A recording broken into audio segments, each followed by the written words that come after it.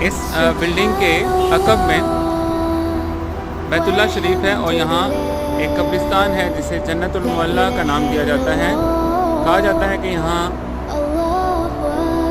ام المومنین حضرت خدیجہ الکبریٰ رضی اللہ تعالیٰ عنہ آرام فرما ہیں، اور ان کے علاوہ حضرت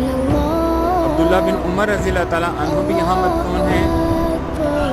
بے شمار صحابی، تابعین، تبع تابعین اور اولیاء اللہ کے مزارات جہاں موجود ہیں۔ یہ جو راستے بنے ہوئے ہیں یہاں سے لوگ جاتے ہیں اور دعا کے لیے یہاں سے راستہ اختیار کرتے ہیں، لیکن کہا جاتا ہے کہ ان راستوں میں بھی کیونکہ ان قبروں کو ہموار کر کے ایک جیسا بنایا گیا ہے، اور ان راستوں کے نیچے بھی ہو سکتا ہے کوئی مزارات ہو، تو بے ادبی کے پیش نظر آپ کہیں باہر سے ان کے لیے دعا کی جا سکتے ہیں۔